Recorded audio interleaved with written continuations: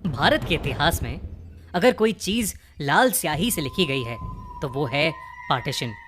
हमने न जाने पार्टीशन से जुड़ी कितनी भयानक कहानियां सुनी हैं कि कैसे एक बंटवारे ने कितनों से उनके परिवार और घर छीन लिए। ये कहानी 13 साल के अरुण की है। अरुण के दादाजी का हाल ही में देहांत हुआ था। अरुण के दादाजी का घर अंबाला के पास एक गांव खारू खेरा में था। अरुण के पापा शादी के बाद से कभी उस घर में वापस नहीं आए थे और अब अरुण के पेरेंट्स उस घर को जल्दी से बेचकर वापस जाना चाहते थे। वो मकान दिखने में बहुत आलीशान था, पर उसके लिए उन्हें कोई भी बायर नहीं मिल रहा था। बहुत कोशिशों के बाद एक खरीदार मिला, पर उसे खारू खेरा गांव पहुंचने में 5 दिन का समय लगने वाला था। इसके चलते अरुण के पापा ने डिसाइड किया कि वो तीनों एक हफ्ते के लिए उसी घर में रह लेंगे। अरुण उस घर में रहकर बहुत खुश था। वहां एक बड़ा सा वेरांडा था, खुली हवा और आसपास बहुत से बच्चे भी थे जो अरुण के साथ शाम को खेला करते थे। एक दिन ऐसे ही बगीचे में खेलते खेलते अरुण का पैर किसी चीज से टकराया और वो जमीन पर गिर गया। उसने अपने कपड़े साफ करके देखा तो उस बगीचे की मिट्टी एक जगह से ऊपर उठी हुई थी। अरुण ने उसे छेड़ा तो उसे वहां पर जमीन में कुछ उर्दू में लिखा दिखाई दिया। जैसे ही अरुण अच्छे से देखने के लिए मिट्टी हटाने लगा, उसे ऐसा लगा कि उसके बालों को किसी ने पीछे से पकड़कर खींचा हो। अरुण थोड़ा घबरा गया। उसने इधर उधर देखा तो वहां कोई भी नहीं दिखा। वो उसे अपना वहम समझकर फिर से मिट्टी साफ करने लगा और उसने देखा कि उर्दू के नीचे इंग्लिश में भी कुछ लिखा हुआ था। ध्यान से देखने पर उसे समझ आया कि वहां इस्माइल खान लिखा था।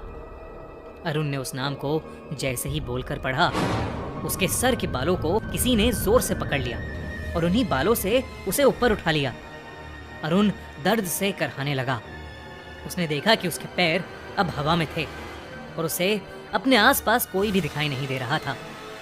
अरुण जोर जोर से रोने लगा और तभी उसके बालों से पकड़ हटी और वो नीचे गिर गया। अरुण रोता रोता घर के अंदर चला गया और चुपचाप जाकर अपने कमरे में सो गया। उसने किसी से कुछ नहीं कहा। अगली सुबह 15 अगस्त थी। हवा में ही देशभक्ति थी। मोहल्ले के सभी बच्चे हाथ में तिरंगा लिए गली गली घूम रहे थे। अरुण भी उनके साथ ही घुल मिल गया। वो अपने साथ हुए हादसे को बिल्कुल भूल ही गया था। शाम तक बाहर घूमने के बाद अरुण थक कर घर वापस लौटा। तब उसने देखा कि एक पतंग उसके घर के बगीचे में लगे एक पेड़ पर अटक गई थी। अरुण को तब याद आया कि वही जगह थी जहां कल शाम उसके साथ वो बुरा हादसा हुआ था। अरुण ने देखा कि उस बगीचे में पेड़ की डाल पर एक दिया भी जल रहा था। अरुण को डर तो लग रहा था, पर वो पतंग बहुत बड़ी और खूबसूरत थी। उससे रहा नहीं गया और वो उस पतंग की डोर से उसे खींचने लगा। खींचते खींचते वो पतंग की डोर डाल पर रखे दिए से टकरा गई और वो दिया जमीन पर गिरकर बुझ गया। उस दिए के बुझते ही अरुण के कानों में दर्द से भरी चीखों की आवाजें आने लगीं। अरुण ने अपने कान बंद कर लिए, पर फिर भी वो आवाजें कम नहीं हुई। अरुण ने देखा कि कल जहां इस्माइल खान के नाम का पत्थर जमीन में दबा था, वो जमीन अब धीरे धीरे धंसने लगी थी और वो पत्थर जमीन के अंदर जाने लगा था। अरुण डरा सहमा उस पत्थर के पास गया तो उसने देखा कि असल में वहां पर एक पुराना कुआं था। अरुण वहां खड़ा होकर उसे देख ही रहा था कि अचानक उसका पैर फिसल गया और वो उस कुएं में जा गिरा। पानी के गिरने की तेज आवाज सुनकर अरुण के पापा बाहर बगीचे में आए और उन्होंने जो देखा उस पर वो खुद ही विश्वास नहीं कर पाए। उन्होंने देखा कि कुएं के किनारे एक आदमी सर पर टोपी पहने खड़ा था। उसके पूरे शरीर पर गहरे घाव थे और उसकी गर्दन पर एक बहुत गहरा कट लगा हुआ था।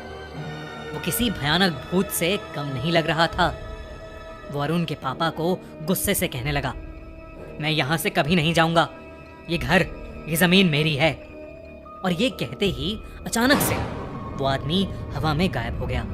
अरुण ने मदद के लिए आवाज लगाई और सभी आस पड़ोसी वाले वहां इकट्ठे हो गए। एक बूढ़ा आदमी वहां एक दिया लेकर खड़ा हो गया और बाकी सब ने मिलकर अरुण को उस कुएं से बाहर निकाल लिया। बाहर निकलकर अरुण ने जो बताया उससे सबके रोंगटे खड़े हो गए। उसने कहा कि जब वो कुएं में था तो उसे एक मुस्लिम आदमी के मरने के विजन्स दिखाई दिए। उसने कहा कि दंगों में बुरी तरह घायल होने से उस आदमी की मौत हो गई थी। तभी बूढ़ा आदमी जो कुएं के पास हाथ में दिया पकड़े खड़ा हुआ था, वो कुछ बोलने लगा। उस आदमी ने सबको बताया कि अरुण के दादाजी के आने से पहले वो घर इस्माइल खान नाम के एक आदमी का था। आज़ादी के समय जब बंटवारा हुआ तो इस्माइल खान का पूरा परिवार पाकिस्तान जाने को राजी हो गया था, पर इस्माइल ने अपना घर छोड़ के जाने से साफ साफ इनकार कर दिया और उसके साथ वही हुआ जिसका डर था।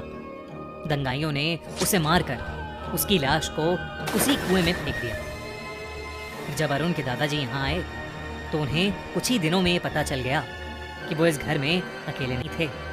उन्हें कई बार इस्माइल खान की आत्मा भी दिखाई दी।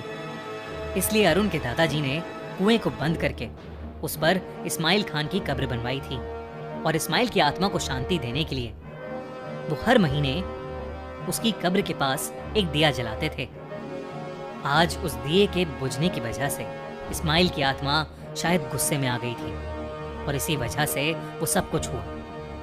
अरुण का परिवार ये सब सुनकर दंग रह गया था। उन्होंने हाथ जोड़कर इस्माइल की आत्मा की शांति मांगी।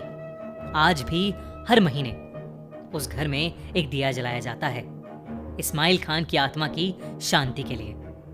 दोस्तों, ये कहानी एकदम